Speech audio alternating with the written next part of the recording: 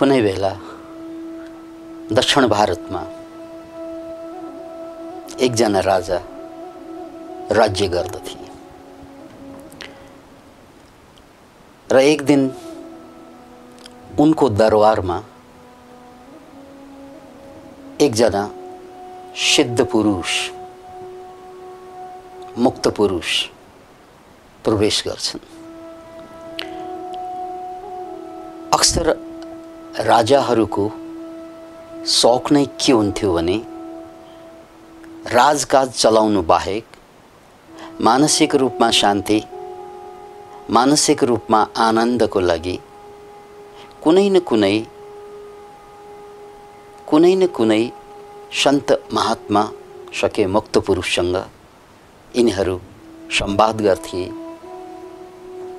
या परामर्श गर्थे। र यही क्रममा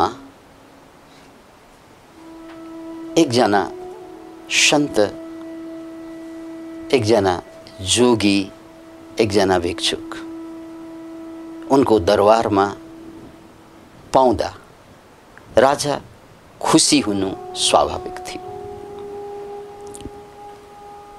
अनि राजाले दिनचर्या सोधेछन्। भन्थे, हजुर कसरी दिनचर्या बिताउनुहुन्छ या हजुरको दिनचर्या के हो? महाराज,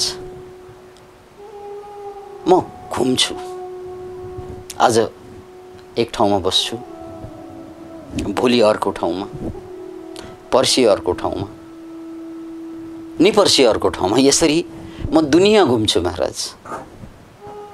मेरो कामै दुनियाँ घुम्ने र जो पात्रहरू छन् अध्यात्मको,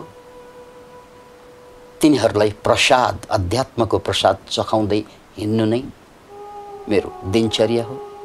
जो दुखी छन्, पीडित छन् मानसिक रूपमा र उनीहरू शान्ति खोजिरहेका हुन्छन्, मुक्ति खोजिरहेका हुन्छन्, तिनीहरूको लागि मैले कुनै न कुनै रूपमा उनीहरूको दुःख मेटाउने बाटो देखाउँदै हिँड्नु नै मेरो दिनचर्या हो। अतः म एक ठाउँमा एक दिन बाहेक दोस्रो दिन बस्दै ओहो, एक ठाउँमा एक दिन बाहेक दोस्रो दिन निवासै नगर्नु साह्रै कष्टपूर्ण जिन्दगी रहेछ हजुरको।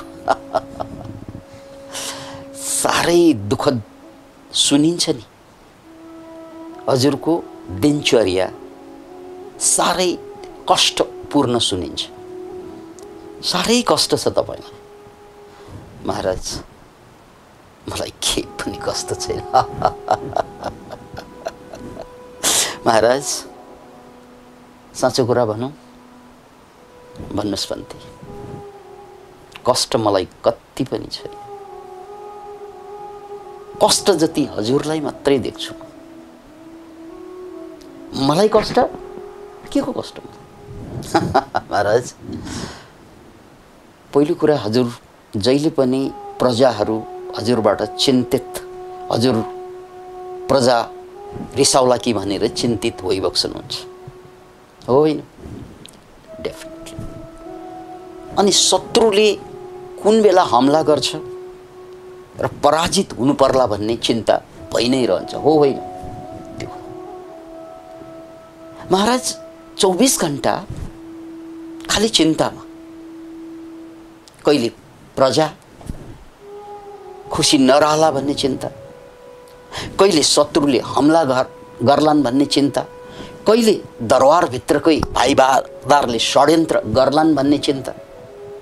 यस्ता चिन्ताले हजुरलाई हरदम सताइरहन्छ, होइन त महाराज? राजा भएपछि सबैलाई हुन्छ महाराज। त्यसकारण हजुरको चिन्ता मानसिक चिन्ता, हजुरको दुःख मानसिक दुःख हो। मेरो दुःख भनेको शारीरिक दुःख हो, यो शरीरले पचाइसकेको छ, त्यसकारण यहाँ कतै पनि दुःख छैन। मेरो दुःख भनेको शारीरिक दुःख हो महाराज। र यसलाई शरीरले मजाले पचाइसकेको छ, अभ्यस्त भइसकेको छ। त्यसकारण मलाई कुनै पनि कतै पनि दुःखको नामो निशान छैन। दुःख हजुरलाई छ र यो हजुरले स्वीकार पनि गर्नुभयो। र मैले त साधना गर्दा गर्दा म आगोमा हिँड्न सक्ने मान्छे, आगोमा बस्न सक्ने मान्छे, मलाई आगोले छुँदैन।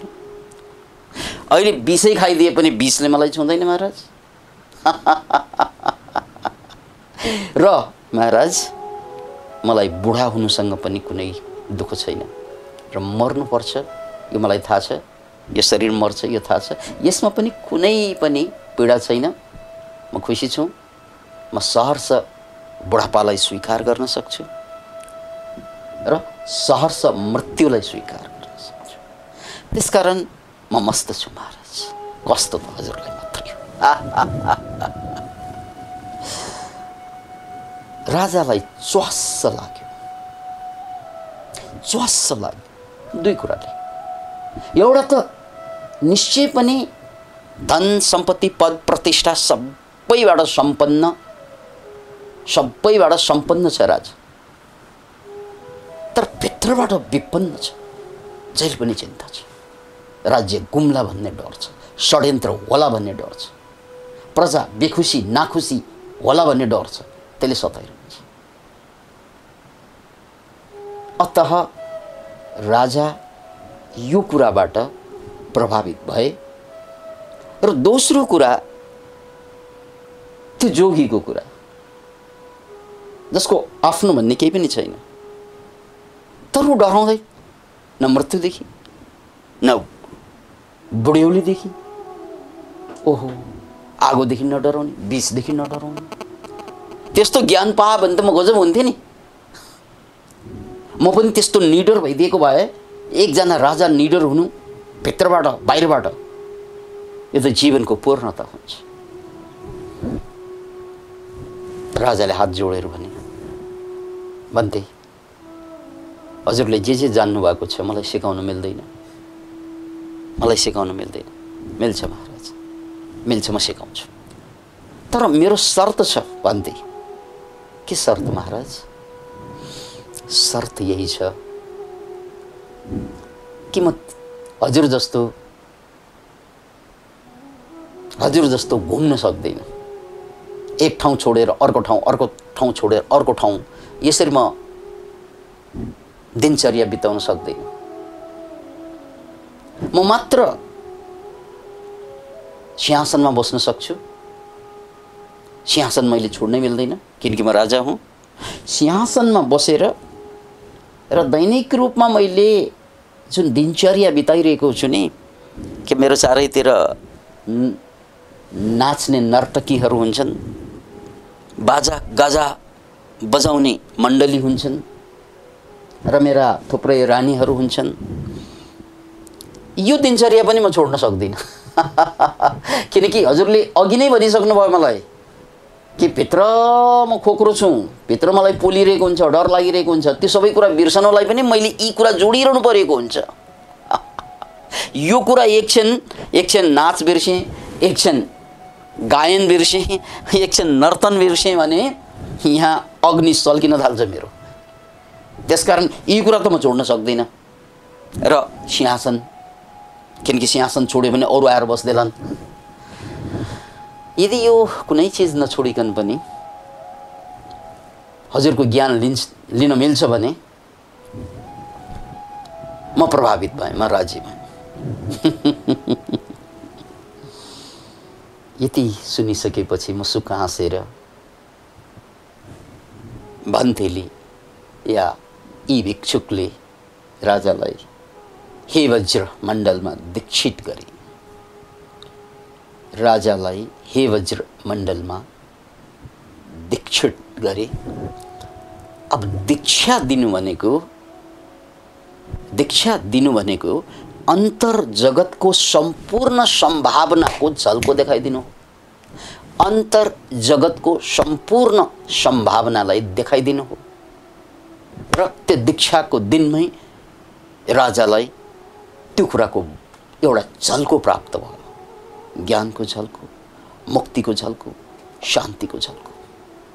र त्यसपछिबाट अब राजाले सिंहासनमा हरेक दिन बसे जस्तो बस्न त थाले नै र हरेक समय जस्तो आफ्ना रानीहरू, नर्तकहरू, वाद्यवादनहरू, त्यो सबै वाद्यवादनको मण्डलीहरू तिनीहरूलाई सक्रिय बनाउने, अर्थात् गीत सुन्दै, नृत्यलाई हेर्दै र सिंहासनमा बस्दै अब साधनाको गुरुले सिकाउनु भएको साधनाको अभ्यास गर्नु, यो प्रक्रियामा छिर्न थाल्यो। यहाँनिर साधकले बुझ्नुपर्ने कुरो, यदि गुरु साँच्चै सही गुरु पाइयो भने, यानी मुक्तात्मा पाइयो भने, ज्ञानी पाइयो भने, त्यो गुरुले हरेक परिस्थितिलाई ध्यानमय बनाइदिन सक्दो रहेछ। Can you imagine? त्यसकारण यो गर्नु यो नगर्नु भन्नु भएन गुरुले। गुरुको आदेश यति मात्रै भयो कि महाराज तपाईँ जुन अवस्थामा हुनुहुन्छ तपाईँले केही छोड्नु पर्दैन, मात्र यो साधनालाई जोड्ने हो। केही छोड्नु पर्दैन, केही छोड्नु पर्दैन, मात्र साधनालाई जोड्ने हो। यहाँ हेक्का रहोस्, हामी सबै गृहस्थहरू पनि एक किसिमको राजै हौँ। आफ्नो सम्पत्ति छ, आफ्नो परिवार छ, आफ्ना आसेपासेहरू छन्, ये सानातिना राजाहरू हौँ हामीहरू। र हामीलाई पनि आफ्नो सम्पत्तिहरू, आफ्नो प्रतिष्ठामा धक्का लाग्ला, सम्पत्ति छुट्ला भन्ने डर त सताइरहेकै हुन्छ सबैलाई। केही नछोडिकन केही नबदलिकन पनि साधना हुन सक्छ। यो त्यो राजाबाट यो सन्देश हामीले यहाँ लिन सक्छौँ। अतः अब साधना सुरु हुन्छ। साधना के त? नम्बर 1, सिंहासनमा बस्यो, अनि बाजा गाजा चल्यो, नृत्य पनि चल्यो। त्यो राजाको दिनचर्या। राजालाई सिम्पल्ली पहिलो दीक्षा पक्षी, पहिलो साधनाको विधि बताए। सारा ध्यान महाराज बुढी औँलामा नाच हेर्दै गर्नु होला महाराज, केही छैन। आफ्ना रानीहरूलाई पनि निहाल्दै गर्नु होला, केही समस्या छैन। अनि बाजालाई पनि सुन्दै गर्नु होला, केही समस्या छैन।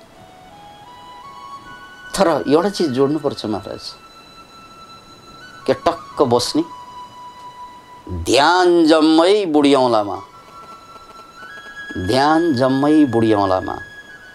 कानले बाजा सुनिरहेको छ, आँखाले नृत्य हेरिरहेको छ, तर ध्यान जम्मै बुढी औँलामा, मात्र बुढी औँलामा। बुढी औँलाको सेन्सेसन त्यहाँ ध्यान केन्द्रित गर्न साथ भारी जस्तो, हलुङ्गो जस्तो, झमझमाए जस्तो कुनै न कुनै अनुभूति हुन्छ।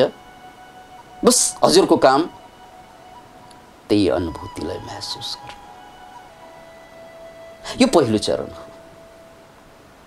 अद्भुत भयो, अद्भुत अद्भुत। किनभने त्यहाँ बाजा बजिरहेको छ, तर ध्यान बुढी औँलामा केन्द्रित हुँदा त्यो बाजा बज्नु र नबज्नु बराबर। त्यहाँ नृत्य भइरहेको छ, हेरिरहेको छ, त्यो हेर्नु नहेर्नु बराबर, त्यसले डिस्टर्ब नै गरेन। मान्छे के भन्छन् भने परिवार छ, दाइ छ, भाइ छ, घरमा बसेर साधना हुँदैन, घर छोड्नु पर्छ भन्ने यावत डायलग हुन्छ, उनीहरूको लागि एउटा गतिलो जवाफ हुन सक्छ या गतिलो पथ प्रदर्शन हुन सक्छ। तपाईँ घरको सम्पूर्ण झमेलाको माझमा बसेर पनि साधक बन्न सक्नुहुन्छ। तपाईँ परिवारको सम्पूर्ण पीडाको माझमा बसेर पनि, जन्जालमा बसेर पनि साधक बन्न सक्नुहुन्छ। किनकि यी राजाले साधना यस्तै गरेका हुन्। गुरुले उनलाई सिकाएको यति नै हो। र सारा ध्यान बुढी औँलामा। अब बुढी औँलामा ध्यान केन्द्रित हुँदै जाँदा मन बिस्तार बिस्तार शान्त शान्त शान्त हुँदै जान्छ, एकाग्रित हुँदै जान्छ र त्यसपछि बाजा बज्नु नबज्नु, नृत्य हुनु नहुनु, आँखा खुल्नु बन्द रहनु, सबै कुरा बराबर हुनुभयो। आनन्दको अनुभूति हुनुभयो। जसरी हामीले फुटबल हेरिरहँदा या सिनेमा हेरिरहँदा दायाँ बायाँका कुराहरू केही ख्याल हुँदैन, त्यस्तै बुढी औँलामा ध्यान केन्द्रित हुँदा पनि हुने त्यति नै हो। फिल्म हेर्दा पैसा तिर्नु पर्यो, फुटबल हेर्दा क्रिकेट हेर्दा पैसा तिर्नु पर्यो। यहाँ पैसै नतिरिकन आनन्द लिन सकिन्छ यदि ध्यान केन्द्रित भयो भने। केही समयपछि गुरु फेरि प्रकट हुनुभयो। महाराज अब दोस्रो चरणमा जानुपर्छ, यो पहिलो चरण। अब दोस्रो चरणमा आँखा बन्द गर्ने महाराज, बाजा गाजा जे चलाउँछ चलाउन दिनु हजुरको दिनचर्या अनुसार। महारानीहरूलाई पनि राख्नु, जे छ भइरहेको छ त्यसलाई केही तलमाथि फुल स्टप कमा केही पनि हटाउनु पर्दैन। बस अब आँखा बन्द गर्ने र बुढी औँलामा हे वज्रमण्डल गणलाई, मण्डलालाई कल्पना गर्ने। त्यहाँ देवगणहरू हुन्छन्, त्यसलाई कल्पनामा ल्याउने, भिजुअलाइज गर्ने। मण्डला कहाँ छ त? बुढी औँलामा, अनि देवगणहरू बुढी औँलामा। बस बुढी औँलामा यो दोस्रो चरणमा मण्डलालाई कल्पना गर्ने, मात्र कल्पना। बिस्तार बिस्तार यो कल्पना यति तीव्र हुन थाल्यो कि मानौ उनले आँखा बन्द गरेर मण्डला देखिरहेको छ र मण्डलाका देवगण देखिरहेका छन्। त्यहाँ धूप जल्दा बास आउन थालेको छ। त्यहाँ जलको प्रयोग हुँदा आफूलाई पानीले छोए जस्तो फिलिङ भएको छ। भनाइको मतलब 5 वटा इन्द्रिय सक्रिय हुन थालेको छ।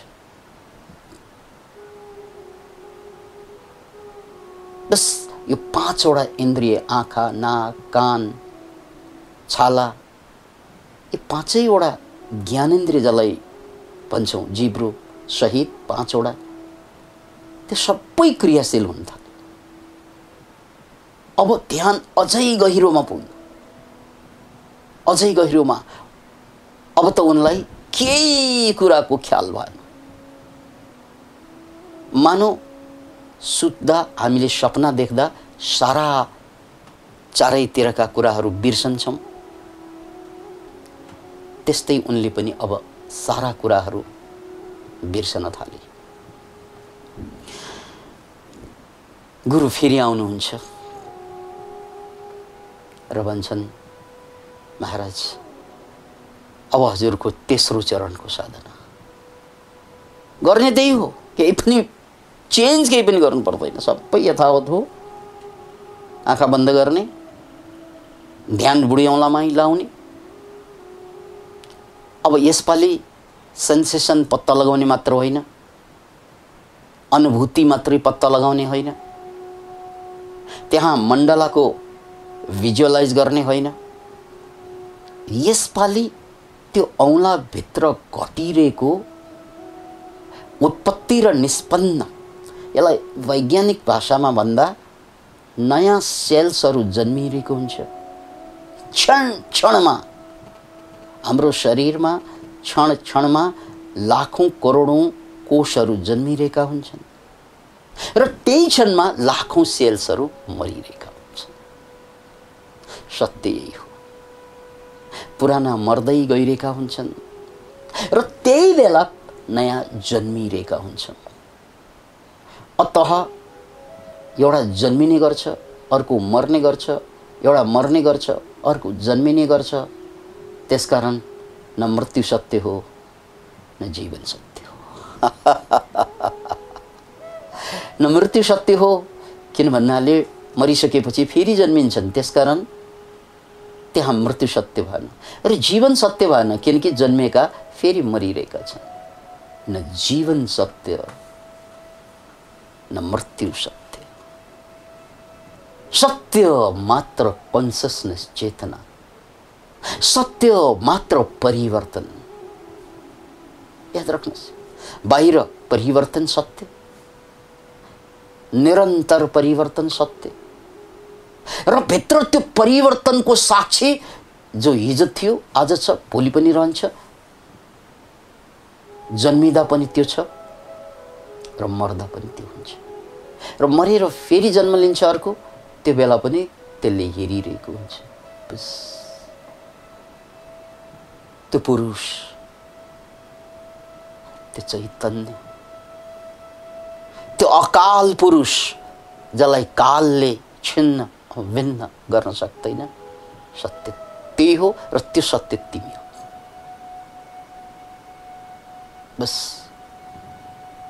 उदय र निष्पन्न, उत्पत्ति र विनाश, अनि त्यो कहीँ हेर्नु पर्दैन, किनकि त्यो सर्वत्र घटिरहेको छ। सर्वत्र ढुङ्गामा पनि त्यही घटिरहेको हुन्छ र त्यो जुङ्गामा पनि घटिरहेको हुन्छ, त्यो माटोमा पनि घटिरहेको हुन्छ, त्यो रुखमा पनि घटिरहेको हुन्छ, त्यो सुनमा पनि चाँदीमा पनि जहाँ पनि चेन्ज भइरहेको हुन्छ। सबैतिर सबै कुरा खिया लाग्दै गएको भन्छौँ नि हामीहरू। समय नाग्दै गएपछि सबै खिया लाग्दै जानु भनेको त्यो समाप्त हुँदै गएको, समाप्त हुँदै गएको। महाराज हेर्नु यतिलाई, महाराजले दोस्रो चरण पार गरिसकेका थिए, अत उनलाई तेस्रो चरण अब गाह्रो भएन।